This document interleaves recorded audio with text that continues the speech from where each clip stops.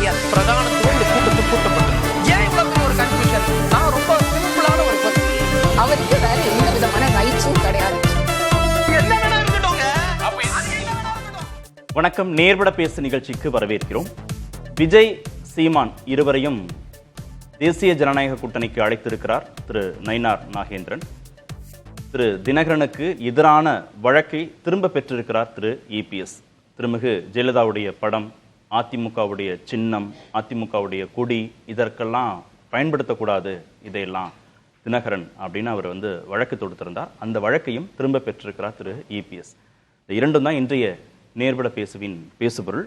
Mega கூட்டணிக்கு திட்டமிடுகிறார்களா அதிமுக பாஜக அப்படிங்கிற தலைப்பில் பேச இருக்கிறோம். மூத்த பத்திரிகையாளர் திரு ஆர்.கே. ராதாகிருஷ்ணன் பங்கேற்றிருக்கிறார். கொங்கு இளைஞர் பேரவையிலிருந்து முன்னாள் சட்டமன்ற உறுப்பினர் திரு தனியரசு பங்கேற்றிருக்கிறார். எழுத்தாளர் திரு ராம்கி இணைந்திருக்கிறார். விரைவில் அரசியல் விமர்சகர் திரு சேலம் மணிகண்டன் இணைய இருக்கிறார். வணக்கம் விருந்தில் அனைவருக்கும். திரு ஆர்.கே., விஜய் தன் தலைமையிலான கூட்டணி அப்படின்னு ஒரு நிலைப்பாடை எடுத்துட்டாரு. திரு சீமான் ஏற்கனவே தனித்து போட்டின்னு சொல்லி வேட்பாளரையும் அறிவித்து விட்டார். இவங்க ரெண்டு பேரையும் என்டிஏக்குள்ள கொண்டு வரணும் அப்படின்னு திரு நயினார் நாகேந்திரன் சொல்வதனுடைய பின்னணி நிச்சயமாக, அதாவது ஒரு அதிமுக பாஜக மட்டும் இருந்தால் பத்தாது. நிச்சயமாக யாரெல்லாம் முடியுமோ அவங்களையெல்லாம் அரவணைத்து செல்ல வேண்டும். இதுதான். ஏன்னா யாரை இறக்கணும்? திமுக, காங்கிரஸ் அவங்க 10+12% ஆரம்பிக்கிறாங்க. ஏன்னா மைனாரிட்டி ஓட்ஸ் கம்ப்ளீட்டாக அவருக்கு இன்னைக்கு போய்விட்டது. அதிமுகவில் இருக்கின்ற அதிருப்தி வாக்குகளும் இன்னைக்கு போக போகுது. அதாவது மைனாரிட்டியில் இருக்கின்ற அதிருப்தி வாக்குகளும் போக போகுது. +12% ஆரம்பிக்கும் போது பாக்கி அனைவரும் ஒருங்கிணைந்து செயல்பட வேண்டும். அதனாலதான் டிடிவிக்கு எதிரான அந்த கேஸ் எல்லாம் வாபஸ் வாங்கியிருக்காரு. இனி நாயனாருக்கு நான் சொல்ல வேண்டிய ஒரே ஒரு விஷயம் இவ்வளவுதான். ஏன் இவ்வளவு கஷ்டப்படுறீங்க? அமித் பாய் கிட்ட சொல்லுங்க, 2 ரெய்டு விடுங்க, அதுக்கப்புறம் பிறகு பார்ப்போம் இல்லையா? எல்லா இடத்துலையும் எப்படி கேஜ்ரிவாலை பிடிச்சி ஜெயிலில் போடுறாங்க, 7 சீட்டு சொலையா ஜெயிச்சுட்டு வர்றாங்க. லோக்சபா தேர்தலில் டெல்லியில் லிக்கர் கேஸில் ஜேஎம்எம் தலைவர் ஹேமந்த் சோரன் அவரை பிடிச்சி முதலமைச்சராக இருந்தார், அவரையும் பிடிச்சி ஜெயிலில் போடுறாங்க. சொலையா அந்த 5 சீட்டு ஜெயிச்சு வர்றாங்க. அதே மாதிரி ஒரு யுக்தி தானே இங்கே. இவங்களை 2 பேரும் பிடிச்சி ஜெயிலில் போடுங்க, விஜயும் இவரையும், இல்லைன்னா ரைடு விடுங்க. சொலையா அவங்க 2 பேர் கட்சியும் நேராக உங்கள்கிட்ட தான் நிற்க போகிறது. அதில் ஒன்றும் பிரச்சனையே கிடையாது. இந்த மாதிரி ஒரு முயற்சி எடுக்க வேண்டாம். நீங்கள் அதிமுக அதே மாதிரி பாஜக 2 பேரும் சேர்ந்து அழைக்கிறாங்களான்னு கேட்டீங்க. அதிமுகவுக்கு அதிமுகவே யாரையும் மட்டும்தான் அழைக்கிறாரு. அந்த கூட்டணியை வலு சேர்க்கறதுக்காக செய்ய வேண்டிய ஒரு கட்டாயம். திரு விஜய், திரு சீமான் குறித்து அதிமுக தரப்புல இருந்து ஒன்னும் இதுவரைக்கும் செய்திகள் வரல. அதான் என்னை பொறுத்தளவுல நான் பார்க்கும்போது என்னன்னா, இன்னைக்கு இருக்கின்ற சூழ்நிலையில் எடப்பாடியார் இன்னைக்கு ஒரு 144 போட்டிருக்காரு. யாரும் பேசக்கூடாதுன்னு ஒரு இது போட்டிருக்காரு. ஏனென்றால் மார்னிங் தம்பிதுரை ஒரு விஷயத்தை பேசுறாரு. அதன் பிறகு அதில் விளக்கம் தேவைப்படுகிறது. நீங்க கூட நினைக்கிற பொள்ளாச்சி சேரவங்கிட்ட ஏதோ யார்கிட்டயோ 2-3 பேர்கிட்ட பேட்டி எடுத்தீங்க. எல்லாருமே யாருக்குமே ஒரு தெளிவின்மை நாம் பார்த்து கொண்டிருக்கிறோம். அது அப்ப இது இயல்பான ஒரு கூட்டணியே கிடையாது. இப்ப கூட்டணி பேச வேண்டிய அவசியமும் கிடையாது. திடீரென்று முடிவெடுக்கிறார்கள். அதன் விளைவாக என்ன ஆகுது? ஒரு அதிமுக பாஜக என்ற ஒரு கூட்டணி இன்னைக்கு அமைந்திருக்கிறது. இதுவும் தேர்தலுக்கு இன்னொரு ஒரு வருஷம் இருக்கிறது. ஒரு 6 மாசத்துல திமுக அரசாங்கத்தை வீட்டுக்கு அனுப்புறதா கூட பரவாயில்ல. இப்போ நிச்சயமாக கூட்டணி பேச வேண்டும், அது ஜெல்லாக பார்க்க வேண்டும். இப்போ இவ்வளோ இந்த ஒரு சூழ்நிலையில் பேச வேண்டிய அவசியம் ரொம்ப ஏர்லி ஸ்டேஜா இருக்குன்றீங்க. ரொம்ப ஏர்லி ஸ்டேஜா இருக்கிறது. அப்போ இதுல கூட்டணி பேச வேண்டிய அவசியமே கிடையாது. இனி அடுத்த சீமானை பத்தி பேசுனீங்க. சீமான் ஒரு பாஜக முக்கியஸ்தரை ஒரு இடத்துல சந்தித்தார் என்றது நமக்கு அனைவருக்கும் தெரிஞ்ச விஷயமா இருக்கிறது. அவர் அதை டினை பண்றாரு. பல ஊடகங்களிலும் வந்த செய்தியா இருக்கிறது. நீங்களும் அந்த ஸ்பாட்ல இருந்தீங்க, உங்களுக்கு என்ன நடந்ததுன்னு தெரியும். நம்ம அது வெளிப்படையாக நான் பேச வேண்டிய அவசியம் கிடையாது. அப்போ இவர் எதற்காக சந்திக்கிறார்? தமிழ் தேசியம் பேசுகின்ற ஒருவர் ஒரு ஹிந்துத்துவவாதியை சந்திக்க வேண்டிய அவசியம் என்ன என்ற நிச்சயமா அந்த கேள்வி எழுமதான் செய்யும். ஆனால் அவர் சேர மாட்டாருங்கிறது தான் என்னுடைய ஒரு தனித்து போட்டிங்கிறதுல உறுதியா இருப்பாரு. ஆமா, தனித்து போட்டிங்கிற ஏன்னு பாத்தீங்கன்னா வேற யாரையும் வளர வைக்க கூடாது. இப்போ 10 பேர் ஏதாச்சும் 2 பேர் ஜெயிச்சு வந்துட்டாங்கன்னா அது வேற. அதாவது இப்ப இருக்கின்ற சூழ்நிலையில நமக்கு அது சொல்லவே முடியாது. அதாவது திமுகக்கு ஒரு பெரிய ஒரு பின்னடைவு வந்து விட்டால், ஒரு 3-4 அமைச்சரை பிடிச்சி ஜெயிலில் போடுறான்னு வச்சுங்களேன், அதுக்கான எல்லா விஷயங்களும் இப்போ நடந்து கொண்டு இருக்குது. சமைக்கல் பார்த்துக்கிட்டு தான் இருக்கோம். காங்கிரஸ்ல ஒரு பின்னடைவு வந்துச்சுனால் நிச்சயமாக இது ஒரு பாசிபிலிட்டி இருக்குது. ஒரு வருஷத்துக்கு அப்புறம் இருக்கின்ற விஷயங்களை நாம் பேசிக்கொண்டு இருக்கிறோம். அப்படி இருக்கிற நிலையில நிச்சயமாக இனி அடுத்த ஒரு முகம் அந்த கட்சியில வரும், சீமான் கட்சியில வரும். அது சீமானுக்கு பிடித்தமா இருக்காது. அந்த ஒரே ஒரு காரணத்துக்காக சீமான் தனித்து போட்டி இருக்கிற போட்டின்னு சொன்ன சீமான் குறித்து திரு நயினார் பேசுறாரு. தன் தலைமையிலான கூட்டணின்னு சொன்ன திரு விஜய் குறித்தெல்லாம் பேசுறாரு, கூட்டணிகளை கொண்டு வருவது குறித்து. பாமக தேமுதிக குறித்தெல்லாம் இவங்க ரெண்டு தரப்புல இருந்து ஒன்றும் பேசவே இல்லையே. பெரிய கூட்டணியை கட்டமைக்கணும்னா அவங்களும் ரொம்ப முக்கியமானவர்கள் தானே அவங்களுக்கு. அது அமித்ஷா பேசியிருக்காரு. அப்போ என்னை பொறுத்தவரை நீங்க இந்த ஆளுகளை பாருங்க, நாங்க அந்த ஆளுகளை பாத்துக்கிறோம், அந்த ஒரு மேட்டர்ல தான் வண்டி ஓடிக்கொண்டிருக்குன்னு நினைக்கிறேன். பாமக இப்ப நீடிக்கின்ற குழப்பம் நம்ம பார்த்து கொண்டுதான் இருக்கிறோம். வேணுமென்றே டாக்டர் அன்புமணி ராமதாஸ் சில பேட்டிகள் கொடுத்திருக்கார். நான் தான் இப்போ தலைவராக தொடர்கிறேன் சொல்லியிருக்கிறாரு. அதை தாண்டி நாம் பாமகவினுடைய அவருடைய அந்த கான்ஸ்டியூஷன் பார்த்தோம்னா வெகு தெளிவாக இருக்கிறது. ஃபவுண்டர் தான் அவர், நிறுவனர் தான், எல்லா அதிகாரமும் அவருக்கு தான் இருக்கிறது. அப்போ அவர் அதில் கடும்பிடுத்தமாக இருக்காரு. இதுதான் பாமகனுடைய நிலையா இருக்கிறது. அதை அமித் பாய் ஹேண்டில் பண்ணிடுவார். அதே மாதிரி தேமுதிகவை பற்றியும் ஒரு கருத்து அமித் பாய் வெளியிட்டு இருக்கிறார். இங்கே இருக்கும்போதே அவர் சொல்லியிருக்கிறார், தேமுதிக நம்மளோட நிற்கும் என்று இருக்குது அவர் நினைத்து கொண்டிருக்கிறார். ஆனால் அவர்களும் திமுக கூட பேசிட்டு இருக்கிறதாக தான் தெரிகிறது. அவருக்கு இன்னைக்கு நிச்சயமாக விஜய் பிரபாகருக்கு ஒரு ஓட்டு இருக்கிறதாக அவர் ப்ரூவ் பண்ணியிருக்காரு. பாமகவும் தேமுதிகவும் எப்படியும் அதிமுக பாஜக கூட்டணிக்குள்ள வந்துருன்ற நம்பிக்கை இருக்கு அவங்களுக்கு.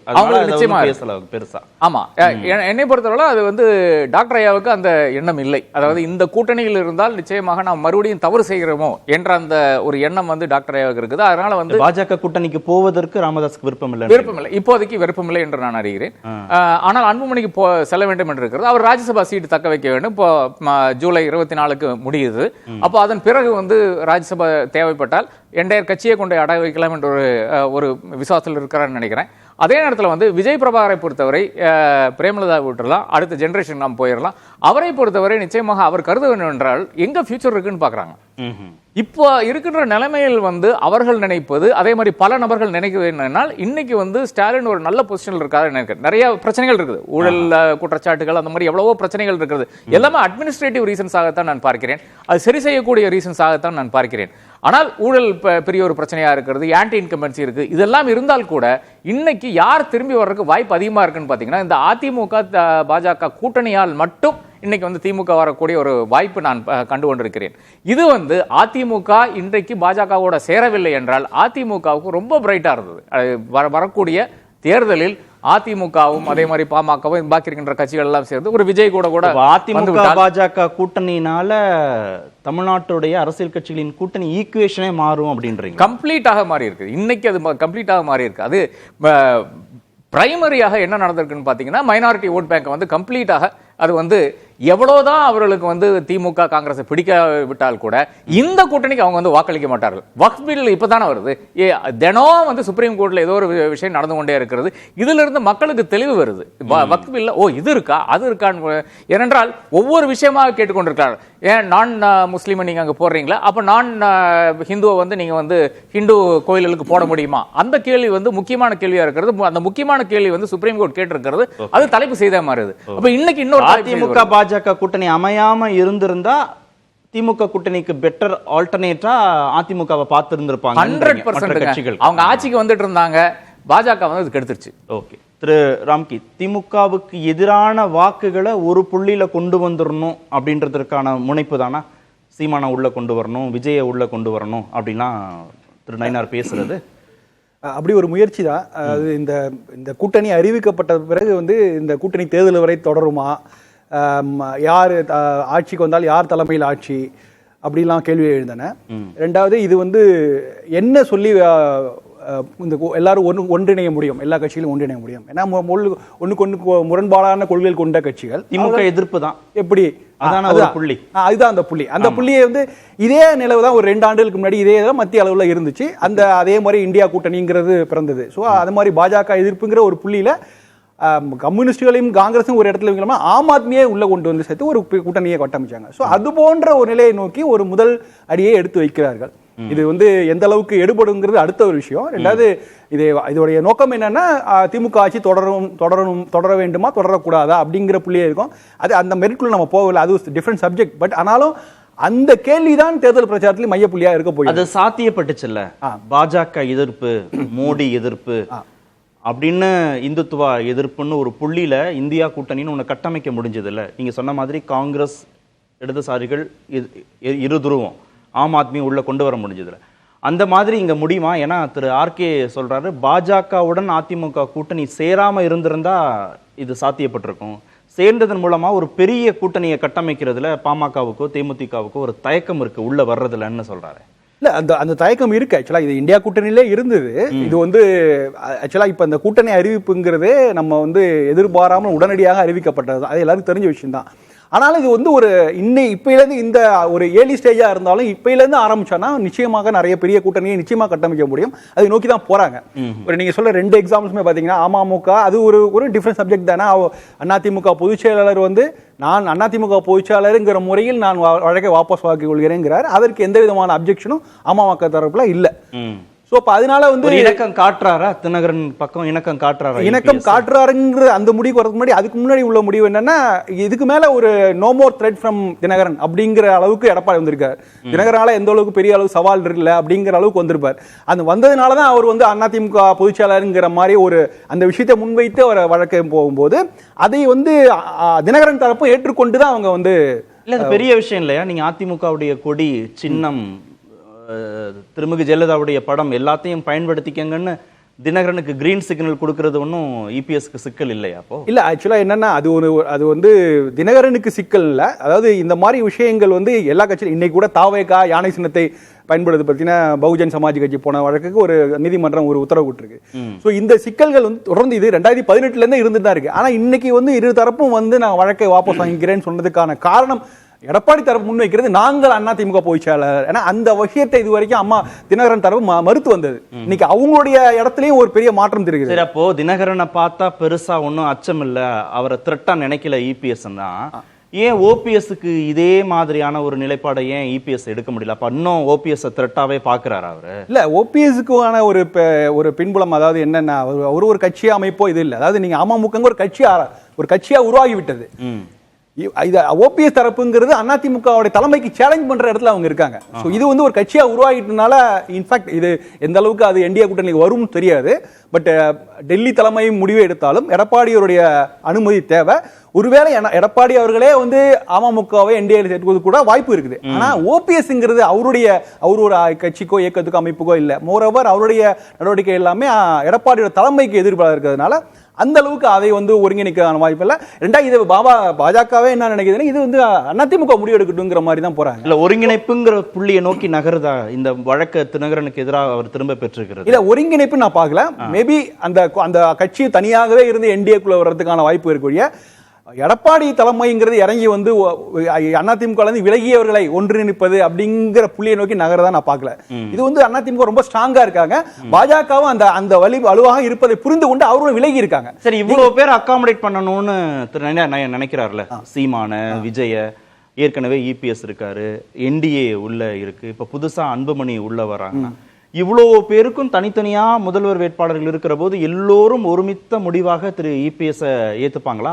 அதுதான் பாஜக அதுதான் பாஜக விரும்புவதனாலதான் இந்த கூட்டணி அறிவிக்க அன்றைய தினமே வந்து எடப்பாடி பழனிசாமி அவர்களுடைய தலைமையில் என்டிஏ கூட்டணி தமிழ்நாட்டில் தேர்தலை சந்திக்குங்கிறது கிளியர் கட்டா சொல்லிட்டாங்க. இது போன்ற ஒரு அன்றே அறிவித்த செய்திகள் வேற எந்த மாநிலம் வந்ததில்லை. நீங்க பீகார் எடுத்துங்க, அவங்க எங்கெல்லாம் வந்து ஆந்திரால கூட எடுத்துங்க, அவங்க முதலில் கூட்டணி அறிவித்தார்கள். அப்புறம் வந்து தேர்தல் உடன்பாடுலாம் வச்ச பிறகு கடைசி நேரத்தில் தான் நாங்கள் நிதிஷ்குமார் தலைமையில் வந்து தேர்தலை சந்திப்போம், சந்திரபாபு நாயுடு தலைமையில் கடைசி நேர அறிவிப்பு தான். ஆனா இங்க வந்து ஆரம்பத்திலே அதை கிளியர் கட்டா அறிவித்து விடுறாங்க. ஏன்னா அது அறிவிக்காவிட்டால் நிறைய யூகங்களுக்கு இடமளிக்கும் அப்படிங்கிறதுனால ஒரு சேஃபர் சைடுக்கு அதை முதல்ல அறிவிச்சிட்டாங்க. அந்த அறிவித்ததுனால வந்து வேறு வழி இல்லை. நீங்கள் வந்து டெல்லிக்கு போய் பாஜகவுடைய கவனத்தை பெற்றால் கூட இங்கு வந்து எடப்பாடி அவர்களுடைய அனுமதி கேட்டுதான் நீங்க இந்தியாக்குள்ள வர வேண்டியிருக்கும். அதனால அதுல கிளியரா இருக்குது.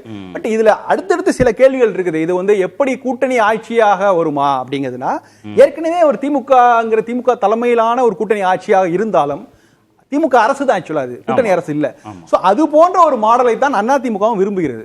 அவர்களும் வந்து அதிமுக என்டிஏ கூட்டணியாக தேர்தலை சந்தித்தாலும் வரப்போகிற ஆட்சி அதிமுக ஆட்சியாக தான் இருக்கும் அப்படின்னு நினைக்கிறாங்க. அது வந்து சாத்தியமா இல்லையங்கிறது நம்ம நிறைய விவாதிக்க போறோம். ஆனா அந்த மாடல் வந்து வாய்ப்பு இல்லை அப்படின்னு நினைக்கிறேன். கூட்டணி ஆட்சி தொடர்பாக அதிமுக எந்த உத்தரவாதத்தையும் கூட்டணி கட்சி தரவில்லை. அதிமுக அரசுங்கிற இடத்துல தான் அவங்க நிக்க போறாங்க. அதுதான் தெரியுது. திரு தனியரசு, திமுகவுக்கு பெரும் சவாலாக இது இருக்குமா? ஏன்னா பெரிய கூட்டணியை கட்டமைக்க நினைக்கிறாங்க. திமுகவுக்கு எதிரான வாக்குகள் செதறக்கூடாதுன்னு நினைக்கிறாங்க. முரண்பட்ட கொள்கைகள் இருக்கிறவங்களை கூட கூட்டணிக்குள்ள கொண்டு வந்துடணும் அப்படின்னு முனைப்பு காட்டுறாங்க. வெறும் சவால் தானா திமுகவுக்கு? இப்ப நம்ம எதிர்பார்க்கிற மாதிரி ஒரு மெகா கூட்டணி அமைந்தால் திமுக அணிக்கு சவால் தான். ஆனா இந்த முரண்பட்ட கூட்டணி இப்பொழுது அமித்ஷா ஒரு மாபெரும் தேசிய கட்சியினுடைய ஒரு மிக முக்கியமான ஒரு ஸ்டார் லீடர். அதிமுகவினுடைய இப்போ ஸ்டார் லீடராக இருக்கிற எடப்பாடி, ரெண்டு பேரும் சந்தித்து ஒரு வாரத்திற்கு முன்பு கூட்டணியை உறுதி செய்து தலைநகர் சென்னையில் தான் அறிவிக்கிறாங்க. அறிவிக்கப்பட்ட அந்த செய்தியில் கூட்டணி ஆட்சி அப்படின்னு அமித்ஷா சொல்கிறார். அதிமுக எடப்பாடி கூட்டணி ஆட்சி இல்லைங்கிறார். இந்த குழப்பத்தில் இந்த விவாதம் இந்த 2 நாளாக போகுது. பாஜக தரப்பிலிருந்து விளக்கம் சொல்கிறதுக்கும் ஆள் இல்லை, அதிமுக தரப்பிலிருந்து விளக்கம் சொல்வதற்கு ஆள் இல்லை. இன்னும் சொல்ல போனால் 2 தரப்புலையுமே இது குறித்து யாரும் பொதுவெளியில் பேசிவிடாதீர்கள் என்று ஆர்கேஏ சொன்ன மாதிரி அதுக்கு தடாவும். திரு இபிஎஸும் திரு அமித்ஷாவும் சேர்ந்து முடிவு பண்ணுவாங்கன்னு நயினா நாகேந்திரன் சொல்லிட்டார்ல, அதில் வேற என்ன குழப்பம்? அதுக்கும் கால நிர்ணயம் பண்ணல. இப்போ நீங்கள் அமித்ஷா, இப்போ நீங்கள் சுனிதா வில்லியம்ஸ் அம்மா கூட ஒரு வேறு கிரகத்தில் இன்னொரு கோளில் இருந்து கூட அவங்களுடைய கருத்தை இங்கே கன்வே பண்ண முடியுது, இங்கிருந்து மேலே அவங்களுக்கு தொடர்பு கொள்ள முடியுது. ஆனால் அமித்ஷா இங்கே டெல்லியில் தான் இருக்காரு, ஒரு நிமிஷத்தில் விவரம் தெரிஞ்சுக்க முடியும் கூட்டணி ஆட்சியா இல்லையான்னு. அல்லது எடப்பாடி ஐயாவே கூட இப்போ நீங்கள் இன்னைக்கு இப்போ கடைசியாக வந்த அறிக்கையில் அண்ணா திராவிட முன்னேற்ற கழகத்தை சார்ந்தவர்கள் யாரும் தலைமையின் விருப்பம் அல்லது அவருடைய முடிவை ஒப்புதலை பெறாமல் சமூக வலைத்தளங்களிலோ வேறு எந்த ஊடகங்களிலேயோ தன்னுடைய கருத்தை பதிவு செய்யக்கூடாதுன்னு இன்னைக்கு தான் ஒரு அழுத்தமான அறிவிப்பு வந்திருக்கு. எதனால் அது? பாஜக அதிமுக உறவு என்று உறுதி செய்யப்பட்ட பிறகு அனைவராலும் கொண்டாடி மகிழ்ந்து இந்த கூட்டணியை வரவேற்பார்கள் என்று கருதித்தான் இவர்கள் கரம் பற்றினார்கள். இப்போ நீங்கள் சென்னையில் அமித்ஷா கரத்தை எடப்பாடி, இந்த புறம் அண்ணாமலை, இந்த பக்கம் நயினார், இவங்கெல்லாம் முனுசாமி அண்ணா, வேலுமணி எல்லாம் பற்றி நின்று இந்த கூட்டணி ஆட்சின்னு அமித்ஷா சொன்னதை மகிழ்ச்சியோடு அறிவிச்சிட்டாங்க.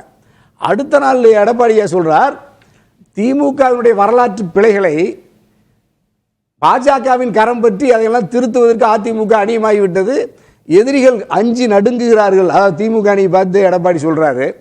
அடுத்த நாள் மறுபடியும் 3 நாள் 4 நாள் ஆகுது. இப்போ 2 அணியிலையும் பாஜக அதிமுக அஞ்சி நடுங்கி தலைமுறைவாகி ஆளுகளை காணா, யாரும் ஊடகங்களுக்கே யாரும் வர மறுக்கிறாங்க. ஒரு ஜனநாயக நாட்டில் 2ம் மிகப்பெரிய முக்கியமான கட்சி, நாட்டு மக்கள் எப்படி ஏற்பாங்க? அதுதான் எங்கள் ராம்கேயாவே கூட அந்த தளத்தை அல்லது அந்த கருத்தை ஆதரிக்கிற ராம்கேயா கூட இது முரண்பட்ட கூட்டணியால் இது மக்கள் ஏற்பார்களா? கூட்டணி சின்ன சின்ன சலசலப்பு இருக்குல்ல, ஒருத்தர் கூட்டணி ஆட்சின்னு சொல்றதும் ஒருத்தர் மறுக்கிறதும், அது ஏதாவது பிளவை அதிகப்படுத்தி இந்த கூட்டணியை எதுவும் சதைச்சிடக்கூடாதுன்ற எண்ணம் தலைவர்கள் இருக்கலாம். அதனால கூட அவங்க இது குறித்து பேசாதீங்கன்னு சொல்லியிருக்கலாம். அவங்க பேசலாம்ல. இப்போ தலைவர்கள் ஏதாவது தொடர்பு எல்லைக்கு வெளியே இருக்காங்களா?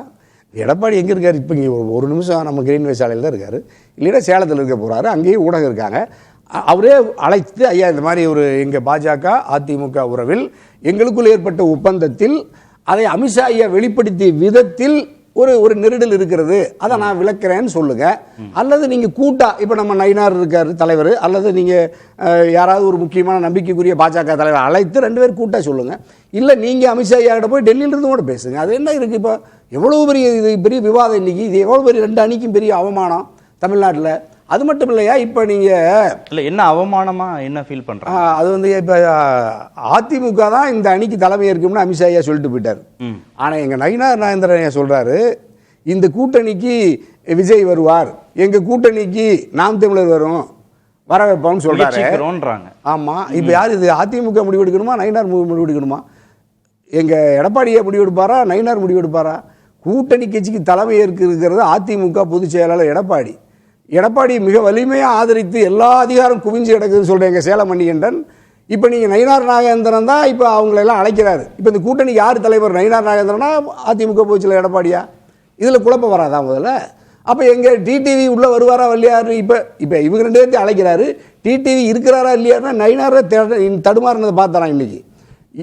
இருக்கிறாரா, இருப்பார், வருவார். ஏற்கனவே அந்த பேட்டியில் பாருங்கள், அந்த 2024 எங்களோடு இருந்தார்கள், இப்பொழுதும் தொடர்கிறார்களாட இல்லைங்கிறாரு. அதுக்கும் அமித்ஷா கேட்கணும்னு நயினார் சொல்றாரு.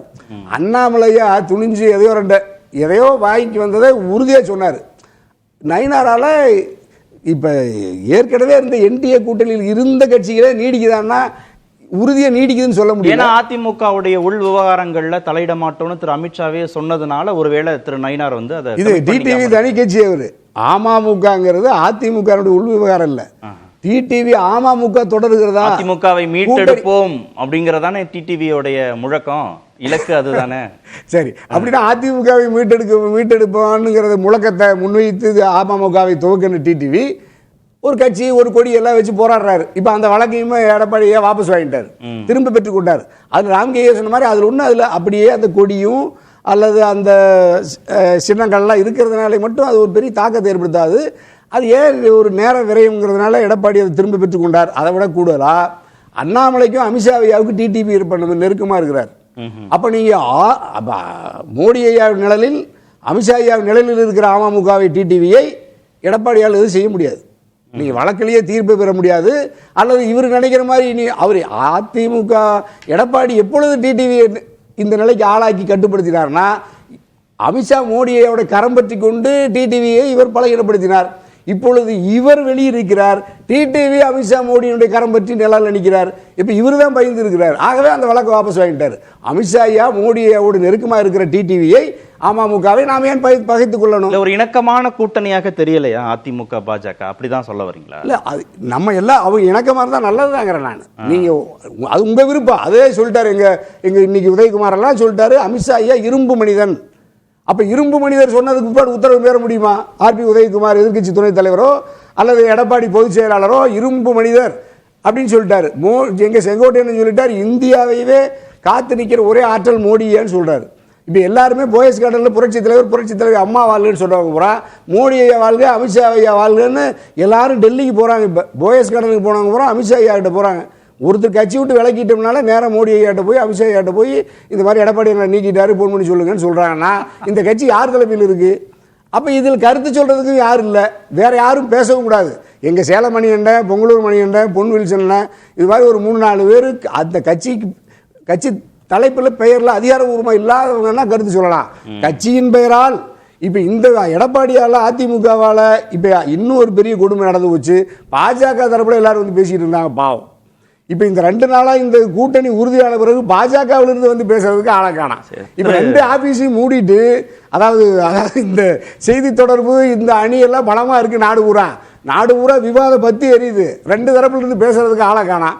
அப்படின்னா இது என்ன ஜனநாயக நாடு? இங்க வடகொரியாவில் கூட நீங்க ஒரு செய்தி வந்துச்சுன்னா வடகொரியா அதிபர் கூட கருத்து சொல்லிடுறாரு. ஆனா இங்க எடப்பாடி ஆகிட்டு இருந்து அமித்ஷா ஆகிட்டு இருந்து கருத்தை காணா. இப்ப நயினார் தான் இப்பவும் கூட்டணிக்கு தலைமையேற்று வழி நடத்துகிறார். அவர் தான் நாம் தமிழரை அழைக்கிறார். அவர் தான் இவரை நம்ம விஜய் அழைக்கிறார். அப்ப இப்ப கூட்டணிக்கு தலைமை எடப்பாடியா நயினாராங்கிறது இப்ப இந்த குழப்பம் வேற கூடுதலா திரு மணிகண்டன் கொண்டாடி இருக்க வேண்டிய விஷயம் தான். வெள்ளிக்கிழமை தான் சந்திப்பு நடந்து கூட்டணி உறுதிப்படுத்தப்படுது. ஒரு 4-5 நாட்கள் தான் ஆச்சு. ஒரு இணக்கமான கூட்டணினா அந்த கொண்டாட்டத்தினுடைய வெளிப்பாடு 2 தரப்புலையுமே தெரியணும்ல. அதிமுக தரப்புல பாஜக தரப்புல தெரியணும். ஆனா அது வெளிப்படையாக தெரியல அப்படின்னு சொல்றாரு. புதிய தலைமுறை நேரடிக்கு வணக்கம். தனியரசு எனக்கு மேலிடமோ பேசினாருங்க. கொண்டாட்டம்ங்கிறது அவங்க ரூம்ல உட்காந்துட்டு வெளியே எட்டி பார்க்கல, எந்த பேப்பர்லயும் பார்க்கலையாட்டு கூட்டணி அறிவித்து அடுத்த நாள் திரு எடப்பாடி பழனிசாமி சேலம் விமான நிலையத்துக்கு வந்தாரு. கட்டுக்கடங்காத கூட்டம். எப்பயுமே அவர் வர்றப்ப இருக்கிற கூட்டத்தை விட பாத்தீங்கன்னா 5 மடங்கு கூட்டம். சேலம் ஏர்போர்ட்டுங்கிறது ஒரு சின்ன ஏர்போர்ட். அவர் வெளியேறதுக்கே கிட்டத்தட்ட 1/2 மணி நேரம் ஆச்சு அந்த ஏர்போர்ட் விட்டு வெளியேறதுக்கு. அதாவது நான் என்ன கேட்கறேன்னா, இந்த தனியரசு வீட்டுல மற்றவங்க வீட்டுல எல்லாம் அதிமுக தொண்டர்கள் போய் அப்படியே கியூல நின்று அண்ணனே இந்த கூட்டணி நாங்க விரும்புறேன்னா எப்படியாவது இதுக்கு இந்த கூட்டணியை முடிச்சு விட்டுருங்கன்னு இவங்க கிட்ட யாராவது கேட்கிறாங்களா? இவர் வேப்பல் அடிச்சாரு, இவர் பன்னீர்செல்வத்துக்கு வேப்பல் அடிச்சாரு. இது ஒரு நகைமுறை என்ன அப்படின்னு கேட்டீங்கன்னா, பாஜகவுடைய ஐக்கியமாகி முத்தம் சரணம் கச்சாமிங்கிற மாதிரி மோடிசாமி சரணம் கச்சாமின்னு போய் இருக்கிற பன்னீர்செல்வத்தை ஆதரிச்சுக்கிட்டு ஒரு பக்கம் பாத்தீங்கன்னா பாஜகவுக்கு எதிர்ப்பா நம்ம வாபஸ் வாங்கினீங்க. முடிச்சிடும். நான் ஒண்ணுனா நீங்க பேசுறது நான் குறிப்பிட்டு பேசல சார். ஒரு அவர் கேட்டது நீங்க குறுக்க பேசாதீங்க சார். ஸ்டுடியோல இருந்து பேசுறீங்க. நான் ஒண்ணு சொல்லிட்டு இருக்கேன். நான் அதிமுக அரசியலில் உற்று நோட்பவன், அரசியல் விமர்சகர். பொதுவா பேர் போட்டுக்கல. நாட்டுக்கு மோடி, சேட்டுக்கு எடப்பாடின்னு 2 பேர்த்தையும் ஆதரிச்சு பேசுறேன். குறிப்பா நான் திரு எடப்பாடி பழனிசாமியோட அரசியல் உற்று நோக்குகிறவர்னு சொல்றேன். 2 நாளைக்கு முன்னாடி மரியாதைக்குரிய உள்துறை அமைச்சர் போன்ல அழைச்சு, திரு எடப்பாடி பழனிசாமி உங்களோட பிரஸ் மீட்டுக்கு அப்புறம் இங்க இந்த மாதிரி வேற இன்டர்பிரேஷன் ஓடிட்டு இருக்கு, இதை நான் தெளிவுபடுத்துறேன், இல்ல நீங்க தெளிவுபடுத்துங்கன்னு கேட்டப்ப மரியாதைக்குரிய உள்துறை அமைச்சர், தமிழகத்தின் கூட்டணி தலைவர் நீங்க தான், அதனால please Edappadi Palaniswami you go get you explain it before your people அப்படின்னு அவர் சொன்னதுக்கு அப்புறம் தான் நேற்றுக்கு காலையில அவர் தெளிவா சொன்னாரு. எந்த விதத்திலையும், ஏன்னா முதல் சிட்டிங் முதல்ல அடிப்படை சார், நீங்க கொஞ்சமாவது இன்சைட் இன்ஃபர்மேஷன் தெரிஞ்சுட்டு பேசணும் சார். தனியரசு நீங்க இவருக்கு ரொம்ப க்ளோஸா இருக்கீங்களா? அமித்ஷா நீங்க போன வாரம் நயினார் நாகேந்திரன் தலைவர் ஆக மாட்டாருன்னு சொன்னீங்க. நான் தான் தலைவர் ஆவார்னு சொன்னேன். நான் சொன்னது நடக்குது. அதிமுகவோடு பாஜகவோடு நெருக்கமா இருக்கிற நீண்ட காலம் தொடர்பு இருக்கிற எங்க சேலம் மணிகண்டன் தெரியாத தனியரசுக்கு எப்படி தெரிஞ்சிச்சு? நெல்லை சார்ந்த நயினார் நாகேந்திரன் பாஜக தலைவர் ஆகிறார் சொன்னது முதல் தனியரசு. பேசுங்க பேசுங்க பேசுங்க. ரெண்டு பேரும் டெல்லியில உட்கார்ந்த 1-to-1 சிட்டிங்லயே திரு அமித்ஷா அவர்கள் திருக்குறள் மாதிரி ரெண்டே அவர்கள் சொன்னது, mister Edappadi Palaniswami 2026 for yours, 2029 for BJP. ரெண்டு சந்தேகம் மட்டும்தான், நீங்க அதை கிளாரிஃபை பண்ணிடுங்க. 2 வாரத்திற்கு முன்பு திரு அமித்ஷாவை திரு இபிஎஸ் டெல்லியில சந்திக்கிறாரு. சந்திப்பு முடிஞ்ச 2 நிமிஷத்துல 2026 தமிழ்நாட்டில் என்டிஏ கூட்டணி ஆட்சின்னு ட்வீட் பண்றாரு திரு அமித்ஷா. செய்தியாளர்களை சந்திக்கிறார் திரு இபிஎஸ். தமிழ்நாட்டு பிரச்சனைகள் தொடர்பாக தான் நான் பேச போனேன் அப்படின்னு அவர் விளக்கம் கொடுக்கிறார். அப்புறம் இங்க சென்னையில பிரஸ் மீட் நடக்குது. நீங்க சொன்னீங்க இல்லையா, நீங்க தான் கூட்டணியின் தலைவர், அதனால நீங்களே கூட்டணி ஆட்சி தொடர்பாக விளக்கம் கொடுத்துருங்கன்னு அமித்ஷா இபிஎஸ் சொன்னதாக. அப்ப இங்க பிரஸ் மீட்லயும் திரு அமித்ஷா என்ன சொல்லியிருக்கணும்னா, நீங்க தான் கூட்டணியின் தலைவர், கூட்டணி தொடர்பாக நீங்களே பிரஸ் கிட்ட பேசிருங்கன்னு சொல்லணும். அதுவும் பேசல. கொஞ்ச நேரத்துக்கு முன்பாக அறிக்கை வெளிவந்திருக்கு, கூட்டணி தொடர்பாக யாரும் பேச வேணாம், தலைமை மட்டுமே பேசிக்கட்டும் அப்படின்னு இபிஎஸ் இருந்து. இதெல்லாம் முரண்பாடுகளா தெரியலையா? 3 கேள்வி கேட்டிருக்கேன். உங்களோட வர கீழ இருந்து வரங்க. கொஞ்ச நேரத்துக்கு முன்னாடி என்னத்துக்காக அறிவிப்பு வந்திருந்ததுன்னா, பொன்னையின் மாதிரி கொஞ்சம் வயோதிக தலைவர்கள் பாஜகவை காயப்படுத்துற மாதிரி நேற்று சில வார்த்தைகள் பேசினாங்க. இதெல்லாம் பொதுச்செயலாளருடைய கவனத்துக்கு வந்த உடனே, என்ன மாதிரி ஆதரவாளர்கள் அவருடைய கவனத்துக்கு கொண்டு போன உடனே இன்னைக்கு அந்த அறிவிப்பு வந்திருக்கிறது. அதனாலதான அவருடைய வேற இவருக்கு கொடுத்த அறிவிப்பினால் அல்லங்கிறத தெளிவுபடுத்துறேன். முதல் சந்திப்புல திரு அமித்ஷாவும் எடப்பாடி பழனிசாமி பேசினப்ப என்ன அப்படின்னா, சில விஷயங்கள் காமன் மினிமம் ப்ரோக்ராம் இதை பத்தின ஒரு 2 பேர்த்துக்கும் ஒரு தெளிவான ஒரு இதுக்கு வரலங்கிறதுனால அதை சரி பண்ணிக்கிட்டு அப்புறம் அறிவிக்கலாம் சார். எல்லாருமே இப்ப உதயநிதி போனாரு, ஒரு வருஷத்துக்கு முன்னாடி போய் பிரதமரை போய் பார்த்தாரு, துணை முதலமைச்சர் பார்த்தாரு. தமிழ்நாடு நலத்திட்டங்களை பத்தி பேசணும்னு அதை பத்தி மட்டுமா பேசியிருப்பாங்க, அரசியலும் பேசியிருப்பாங்க. அந்த மாதிரி அரசியல் பேசுறது அந்த நேரத்துல வெளிப்படுத்த வேண்டாம்னு திரு எடப்பாடி பழனிசாமி நினைச்சிருக்கலாம். 2வது, நீங்க கட்டாயப்படுத்த முடியாது சார். நீ சொல்லிட்டு இப்படி சொல்லிட்டு போறீங்களா பழனிசாமி, அவங்க வெளியே கூட்டணி வச்சுக்கலாம், என்ன சார் பிரச்சனை உங்களுக்கு? அது ஒரு யுக்தியா கூட இருக்கலாம். வெளியே நம்ம வந்ததுக்கு அப்புறம் அதை சொன்னாரு. நான் அடுத்த நாள் பத்திரிகையாளர்களை சந்திக்கிறேன் டெல்லியில சொன்னாரு. உங்க பேட்டி நிருபரையும் எங்க சந்தித்து பிரத்யேகமான பேட்டியெல்லாம் அவர் கொடுத்தாரு. சார் இது அல்ல சார், ஐடிசில நடந்த பிரஸ் மீட்லயாவது இபிஎஸ் முதல்ல பேச விட்டுருக்கலாம். கேட்டதுக்கு வந்துடுறேன். அதாவது அன்னைக்கு காலையில முதல்ல சந்திக்கிறதா இருந்தது. எடப்பாடி பழனிசாமிக்கு நட்சத்திரப்படி அன்று பிறந்த நாள், தயவு செஞ்சு புரிஞ்சுங்க. அப்ப அவர் என்ன சொன்னார்னா, ஏன்னா அம்மா வழியில அவரு நல்ல நேரம் கெட்ட நேரம்லாம் பார்த்துதான் வெளியே போவாரு. 4:30 மணிக்கு தான் நாங்க வர முடியுங்கிற தகவலை சொன்ன உடனே தான் ஆடிட்டர் குருமூர்த்தி வீட்டோட அப்பாயின்மெண்ட் அவங்க ப்ரீபோன் பண்ணிட்டு முன்னாடி போய் பார்த்தாங்க. அதே மாதிரி இந்த நல்ல நேரத்துல 4:30 மணிக்கு அவர் கிளம்பி போய் ஹோட்டல்ல 2 பேரும் பார்த்தப்ப திரு அமித்ஷா என்ன சொன்னார்னா, நீங்க என்ன பேசுறீங்க அப்படிங்கிறப்ப, இல்ல மத்திய உள்துறை அமைச்சர் முறையில நீங்க பேசுங்க, நான் ஒரு தனியான பிரஸ் மீட்ல பேசுறேன், தமிழ் நிருபர்கள் அதிகமா இருக்கிறதுனால உங்க நேரம் ஏற்கனவே கடந்து போச்சு. அவர் சார்ட்டர் பிளைட்ல வந்திருந்தாரு, நேரம் கடந்ததுனால நான் தனியா பிரஸ் மீட்டை வச்சுக்கிறேன் திரு எடப்பாடி பழனிசாமியே சொன்னதுனாலதான் இன்னைக்கு அமித்ஷா பேசுறாரு. நான் என்ன கேக்குறேன்னா சார், இப்ப போற போக்குல பாருங்க ஆர்கே சொல்றாரு என்னன்னா, தனியார் இருந்தா ஜெயிச்சிருக்கலாம், தனியார் தற்கொலை பண்ணிக்க சொல்றாங்க அதிமுகவை. கூட்டணி அரித்மெட்டிக் தான் இவ்வளவு பெரிய. ஆர்கே சொன்னதுடைய நோக்கம் என்னன்னா, அதிமுக தனியா இருந்துருதுன்னா கட்சிகள்லாம் வருவாங்க, இப்ப பாஜகவுடன் கூட்டணின்னு வருகிற போது சிறுபான்மை மக்களுடைய வாக்குகள் வருமோன்ற சந்தேகம் பாமகவுக்கோ தேமுதிகவுக்கோ வரும், மீண்டும் திமுக தான் ஆட்சி பொறுப்புக்கு வரும்ன்ற நம்பிக்கையில அவங்களதான் பெட்டர் ஆல்டர்னேட்டா நினைக்கிறாங்க, பெட்டர் சாய்ஸா நினைக்கிறாங்கன்னு சொல்றாரு. வேற யாராவது சொல்லிருந்தா எனக்கு அதை பத்தி கேள்வி இருக்காதுங்க. அம்மா காலத்திலேயே சிறுபான்மையினர் ஓட்டு அதிமுகவுக்கு கம்மியா தான் வருங்கிறது என்னை விட கேகேவுக்கும் ஆர்கேவுக்கும் ரொம்ப நல்லா தெரியுங்க. அம்மா காலத்திலேயே திமுகவுக்கு தான் போச்சு நம்பர் 1. 2024 ஒரு பரிச்சார்த்தமான முயற்சி திரு எடப்பாடி பழனிசாமி எடுத்து பார்த்தும் யாரும் கூட்டணிக்கு வரல, நம்பர் 2. 2019 2021 மோடி வேணுமா வேண்டாமா அப்படிங்கிற தேர்தல்ல பாஜகவோட கூட்டணி வச்சப்ப லட்சக்கணக்கான ஓட்டுல அதிமுக தோத்து போச்சு. அதே 2021 சட்டமன்ற தேர்தல்ல எடப்பாடி பழனிசாமி வேணுமா சால்ட் வேணுமாங்கிறப்ப வடநாட்டு புரோகிதரை கூட்டிட்டு வந்து 400 கோடி செலவு பண்ணி கூட அதிமுக வெறும் 4% வாக்குலதான் வெற்றி வாய்ப்பு எழுது. பாஜக அன்னைக்கு உடன் இருந்தது. அடிக்கடி ஒரு நிபுணர் சொல்வார், ஆப்பிள் வேறு. மணிகண்டன் இபிஎஸ்க்கு ஆதரவா பேசுறாரா பாஜகவுக்கு ஆதரவா பேசுறாரான்னு தெரியல. பாஜக சுமங்கிறதுல பாஜக தூக்கிட்டு வந்தா எதுவோ அது வந்து இஸ்லாமாபாத்ல தொடங்கின கட்சி இல்ல ஆப்கானிஸ்தான்ல தொடங்கின கட்சி மாதிரி சொல்றீங்களா? சட்டமன்ற தேர்தல்ல 7.5 இல்லாத 4.5 ஆண்டு நல்லாட்சி அதிமுக காரர் வந்து இப்படி நீங்க சொன்ன மாதிரி சொல்லுவாரா? இனிமே வந்து சிறுபான்மை மக்களோட வாக்குகளே அதிமுகவுக்கு வராது, பாஜகவோட கூட்டணி வைக்காததுனாலதான் லட்சக்கணக்கான வாக்குகள் அதிமுக இழந்துடுச்சு, மெகா கூட்டணியை அமைக்கணும்னு முயற்சி பண்ணி இபிஎஸ் தோத்து போயிட்டாருன்னு இபிஎஸ் ஆதரவு நிலைப்பாட்டில் இருக்கிற ஒருத்தர் அதிமுக காரர் ஒருத்தர் இப்படி பேசுவாரா? வேண்டும் மோடி மீண்டும் மோடின்னு சொன்னதும் சேலமணிகண்டன் தான். I am not the official spokesperson of ADMK.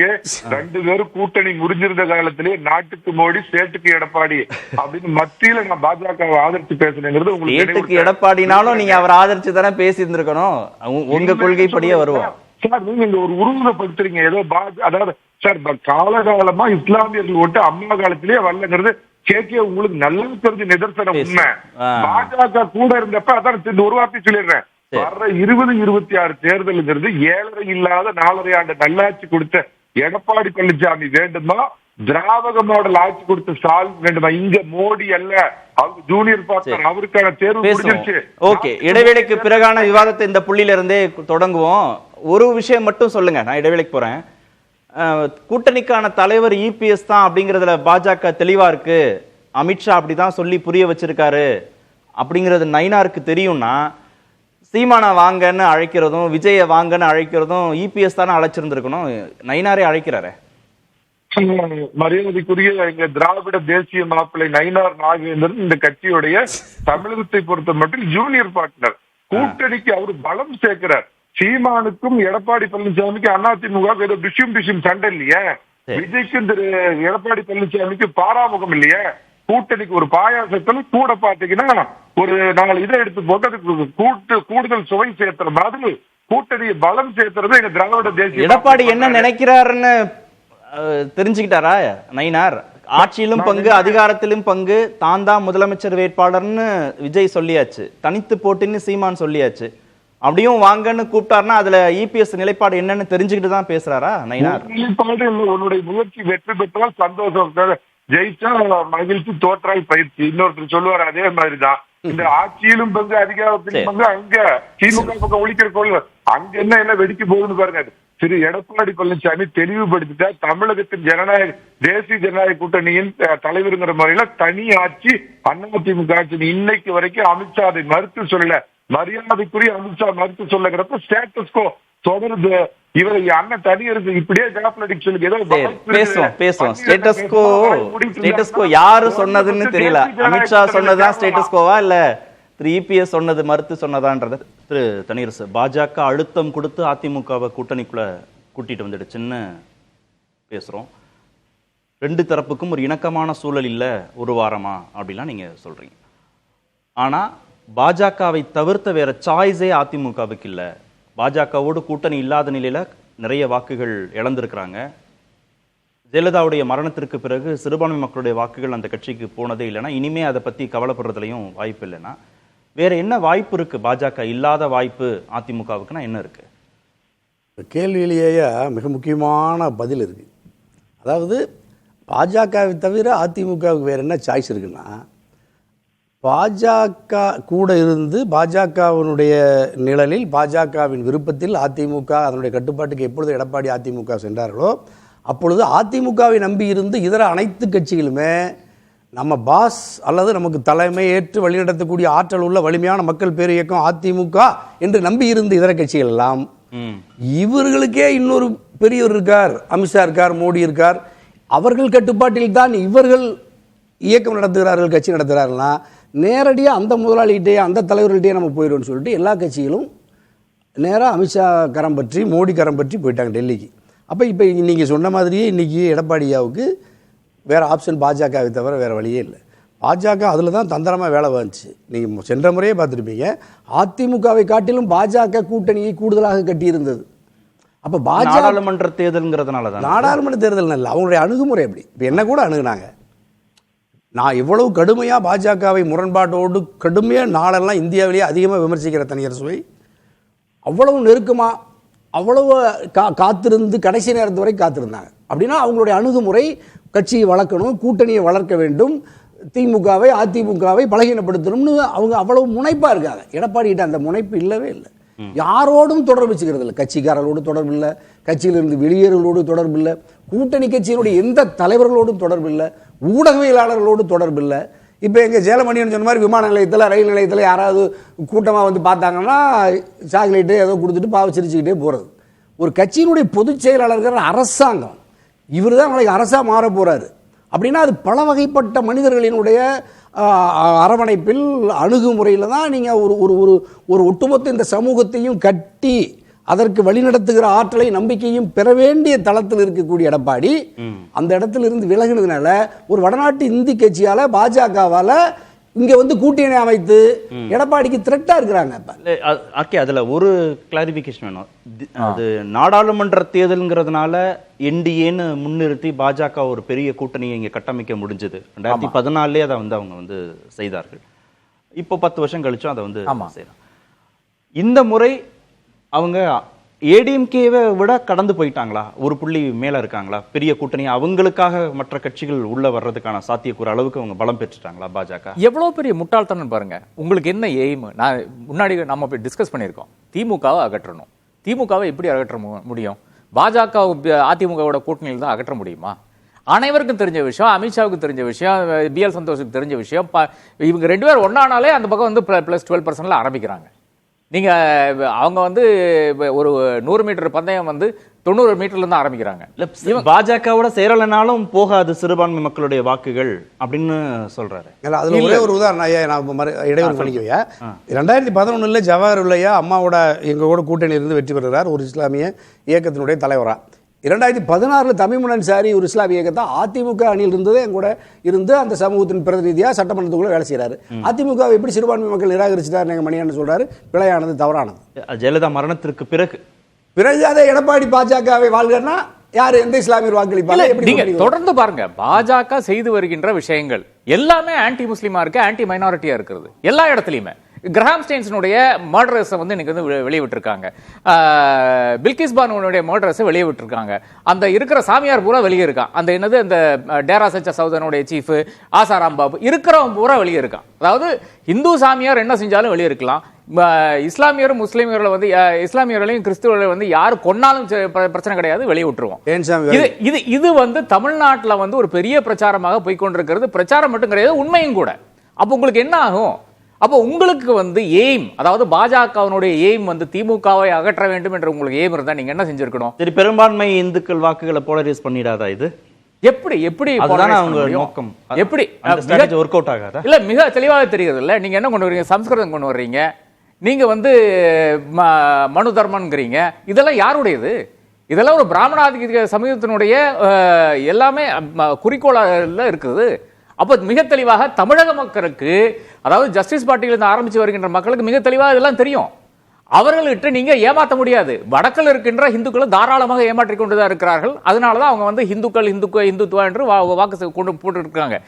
இவங்க செய்த பெரிய தவறு இதுதான். அதாவது அதிமுகவும் விஜயும் வேற யாரானாலும் ஒரு கூட்டணி அமைத்திருந்தால் இன்னைக்கு அது வெற்றி கூட்டணிங்க தமிழ்நாட்டில். அதை விட்டு போட்டு இப்ப நான் கேட்கிறேன், 2029 அடுத்த நாடாளுமன்ற தேர்தல் உங்களுக்கு நிச்சயமாக தமிழ்நாட்டில் இருந்து சீட்டு தேவைப்படுது, இல்லைன்னா சப்போர்ட் தேவைப்படுதுன்னு வச்சுக்கலாம். அதிமுக ஜெயிச்சா சப்போர்ட், உங்களுக்கு வந்தா சீட்டுன்னு வச்சுக்கலாம். எந்த ஆட்சி 2026 அமைஞ்சா உங்களுக்கு வந்து அது சாதகமா இருக்கும்? அதிமுக ஆட்சி அமைஞ்சா தானே சாதகமா இருக்கும். அப்ப அவங்க சொல்றதை கேட்டு தானே நீங்க நடக்க வேணும். அவங்க சொல்றதை கேட்ட மாதிரியே தெரியலையே. இது ஒரு வற்புறுத்தப்பட்ட ஒரு கூட்டணியாகத்தானே தெரிகிறது. கூட்டணி பேச்சுவார்த்தைகள்ல யூசுவலாக ஒரு 10 ரவுண்டு 12 ரவுண்டு போன பிறகு தான் அவர்கள் வந்து முடிவு எடுப்பார்கள். இங்க 1 மணி நேரம் டெல்லியில பேசிட்டு இங்க 10 நிமிஷம் அவரை வெளியே நிறுத்தி வச்சுட்டு கூட்டணின்னு அறிவித்து போனா அது யாருக்கு சாதகமா இருக்கும்? அதிமுகவினரே வந்து ஒத்துக்க மாட்டேங்கிறாங்களே. நீங்க பேசுகின்ற, நான் பேசுகின்ற செகண்ட் லெவல் லீடர்ஸ் எல்லாம் என்ன சொல்றாங்க? கழிவுல ஊத்துறாங்க, என்னங்க இந்த ஆள் பண்ணிட்டாருன்னு கேட்கறாங்க. அப்ப இது வந்து பாஜகவுக்கு தேவையற்ற ஒரு செயலாகத்தான் பார்க்கிறேன். அண்ணாமலையை நீக்கினா நாங்க வந்து சேர்ந்துடுறோம்னு இவர் பேசியிருக்காரு போல தெரியுது. அந்த பேஸ்ல வந்து சரி நீக்கிட்டோம், வந்து சேர்ந்துருக்க முடிஞ்சு. பலமான கூட்டணிங்கிற பெர்செப்ஷன்ல இவங்க ஜெயிக்கல இன்னும். நிச்சயமாக கிடையாது. திரு மணிகண்டன், அதிமுக பாஜக கூட்டணியை விட பாஜக இல்லாத மற்ற கட்சிகளோடு கூட்டணி அமைத்திருந்தால் திமுக கூட்டணிக்கும் சவாலா இருந்திருக்கும். இங்க அதிமுகவும் மீண்டும் ஆட்சி பொறுப்புக்கு வந்திருக்கும் அப்படின்னு சொல்றாங்களே. அதாவது இவங்க கற்பனையா சொல்றதெல்லாம் வச்சுக்கிட்டு திரு எடப்பாடி பழனிசாமி கூட்டணி முடிவு பண்ண முடியாதுங்க. நான் அறிந்தவரை விஜயோட ஒரு ரகசியமான பேச்சுவார்த்தை 2ஆம் கட்ட தலைவர்கள் பேசினப்ப அவர் தமிழ்நாடு மட்டும் இல்லாம ஆசியாவுக்கே எனக்கு முதலமைச்சர் பதவி கொடுங்க, 100 சீட்டு கொடுங்க அப்படின்லாம் அவர் கேட்டார் அப்படிங்கிறது வெளிப்படையா தெரிஞ்ச விஷயங்க.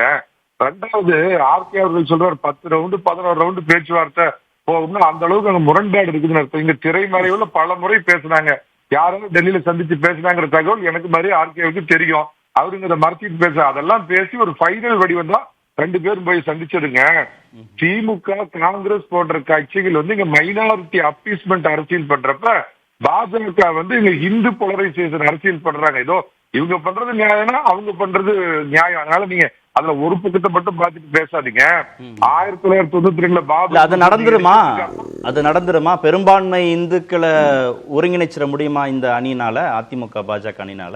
ஏன் சார், ஏற்கனவே அதிமுக அணியில அவங்களுக்கு தான் சார் 4 சீட்டு ஜெயிச்சாங்க. 2021 சட்டமன்ற தேர்தலில் அப்படி பாஜக தொடர்ச்சி எரிஞ்சாங்களோ, ஆக இது மதவாத பாசக கட்சி எடப்பாடி பழனிசாமி தூக்கி வங்காள விரிகுடாவில போட்டாங்க.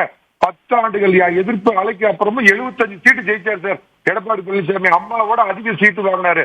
இது இங்க அதான் சார் இந்த திராவிட மாடல் ஆட்சி மேல இருக்கிற சட்டம் ஒழுங்கு சந்திச்சிருக்கிற பிரச்சனை, ஆட்சி ஃபெயிலியர், நிறைவேற்ற முடியாத வாக்குறுதிகள், தினம் தினம் நடக்கிற கொள்ளை விலைப்பட்டியல் மாதிரி ஒரு தினப்பத்திரிகை போடுற கொலை பட்டியல், இதெல்லாம் திசை திருப்பறதுக்கு இவங்க பாஜகவை இங்க ஒரு பூச்சாண்டி காட்டுறாங்க. அது நிச்சயமா நடக்காது. உறுதியா இவர் வெற்றி கூட்டணின்னு ஒரே ஒரு பாயிண்ட் சொல்றேன். விஜய் ஒரு மைனாரிட்டி சமுதாயத்தை சேர்ந்தவர். திமுக போயிட்டு இருந்த மைனாரிட்டி ஓட்டுகள் இன்னைக்கு விஜய் நோக்கி திரும்பவும். அதிமுக வருதோ வரலையோ விஜய் பக்கம் போகும், பெரிய டெல்டா ஆகும். பொறுத்திருந்து பாருங்க. தேசியத்தை பேசுற இந்திய தேசியம் பேசுற பாஜக, திராவிட தேசியம் பேசுற அதிமுக, தமிழ் தேசியம் எல்லாம் ஒரு புள்ளியில தான் அமையறதுக்கு வாய்ப்பு இருக்குது. அப்படி அமைஞ்சாலும் எடப்பாடியின் அரசு அது தனி அரசு. அதிமுக திராவிட தேசியம் தான் பேசுதுன்னு அதிமுகவுக்கு தெரியுமா? ஒத்துப்பாரா? சரி, பண்டிட்ட கேட்கணும். சரி, ஓகே. திராவிட கட்சி, அதனாலதான் அது பேர் அனைத்து இந்திய அண்ணா திராவிட முன்னேற்ற கட்சி. இத்தனை பேர் வந்தாலும் எடப்பாடியின் அரசு அது தனி அரசு. சரி, திரு ராம்கி, விஜயை விட இவங்க தான் பெட்டர் சாய்ஸ், பாஜக தான் பெட்டர் சாய்ஸ். ஏன்னா விஜய் ஆட்சியிலும் பங்கு, அதிகாரத்திலும் பங்கு, துணை முதல்வர் அப்படின்னு ஏதோ கேட்கிறாருன்னு டிமாண்டுனால இவங்களால கன்வின்ஸ் ஆக முடியலன்னா, இப்போ பாஜக தரப்புலையும் இந்த கூட்டணி ஆட்சின்னு வரும்போது அதிமுகனால அதை கட்டுப்படுத்த முடியுது. அந்த மாதிரி ஒரு சூழல் அங்கே வருமானு தெரியல. அதனால நல்ல சாய்ஸ் தான் பாஜகங்கிறது தான் அவருடைய வாதம். பெரும்பான்மை இந்துக்கள் வாக்குகளை போலரைஸ் பண்ண முடியுன்ற நல்ல சாய்ஸ் தான். அதிமுகவோட ஸ்டாண்ட் என்னன்னா, அவங்க ஏற்கனவே பாக்குறாங்க, ஒரு சக்சஸ்ஃபுல் மாடல் பாக்குறாங்க. திமுக எப்படி திமுக கூட்டணி கட்சிகளை அவங்க பாஜக எதிர்ப்புங்கிற கோஷத்தை மட்டும் வைங்க, ஆட்சி நாங்க தலைமை. அதாவது தேசிய அளவில் டெல்லி கிரவுண்டில் நம்ம எல்லாரும் சேர்ந்து விளையாடுவோம், இப்போ லோக்கல் கிரவுண்ட் நான் தான் லீடு அப்படிங்கிற மாதிரி. ஸோ இந்த மாடல் சக்ஸஸாக இருக்கிறதுனால தான் அதிமுக அதை ஃபாலோ பண்ண பார்க்குது. என்டிஏவாக நம்ம தேர்தல் அணுகுவோம், ஆனால் ஆட்சி நான் தான் அப்படிங்கிறது அதுக்கு வாய்ப்பு இல்லை, சாத்தியம் இல்லை. ஏன்னா வரப்போகிற காலம் கூட்டணி கட்சி நோக்கி தான் போகுது.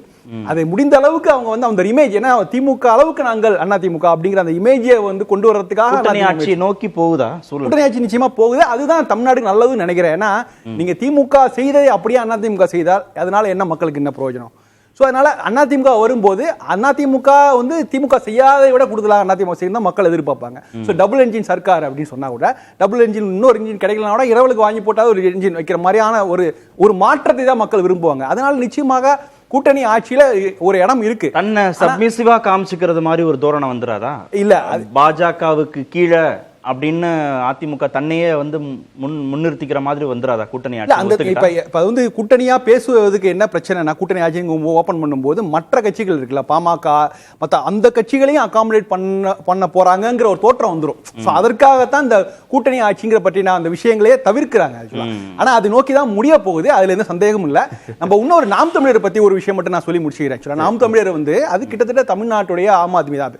எப்படி ஆம் ஆத்மிக்கு பாஜக ஒரு நெருக்கடி வந்ததுனால அவங்க இந்தியா கூட்டணிக்குள்ள வராங்க. சோ அதுபோல நாம் தமிழருக்கு திமுகல இருந்து தாவேக்கால இருந்து ஒரு நெருக்கடி வருது.